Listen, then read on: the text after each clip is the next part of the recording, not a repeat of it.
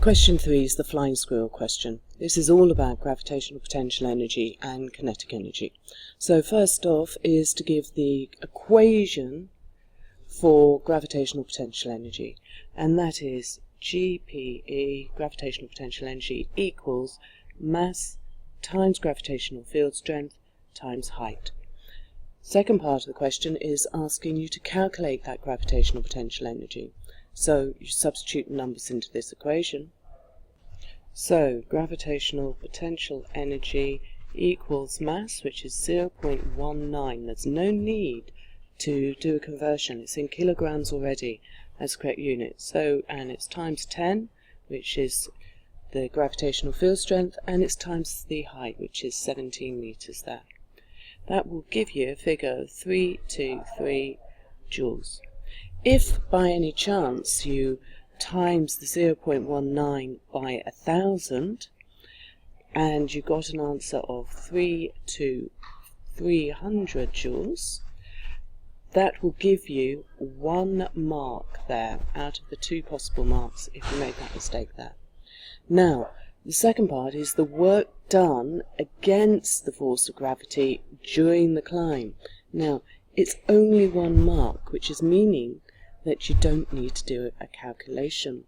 So here, you can use the same figure that you got for part 2 here, just put it in here. It's the same. The work done is the same as the gain in gravitational potential energy.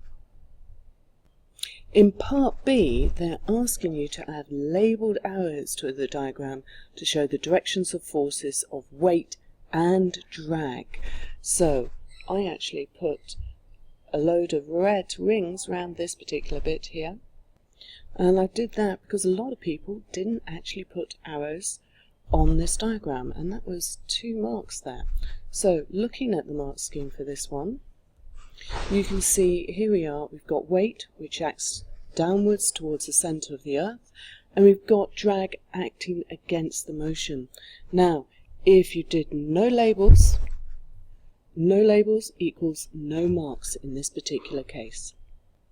Now again, we've got to state the equation for kinetic energy, and here a few people lost marks by forgetting the half and the square, so we'll look at that in a moment. So kinetic energy equals a half mv squared. As I say, some people forgot to put in the half there, and some people forgot the squared there. So it's a half mv squared. Again, we need to do the calculation, putting the correct numbers into this equation. So the mass is the same at 0.19 kilograms. For the velocity, you need to look at the top of the question up here. It's 13 meters per second. And putting in the numbers, we have kinetic energy equals a half times your 0.19 times your 13 squared, and that will give you an answer of 16,055, best given as 16 joules. Again, if you did the same of timesing that by the mass by 1,000 and you got an answer of 16,055 joules, you would again get 1 mark for this. The last part of this question is the velocity of the squirrel decreases to 0. So now you've got a velocity change here, this deceleration. That means there must be a resultant force acting, and it's unbalanced forces. This is Newton's second law. So that is part A there. So this is the end of question 3, and that was 10 marks there. Alright, end of kinetic and potential energy.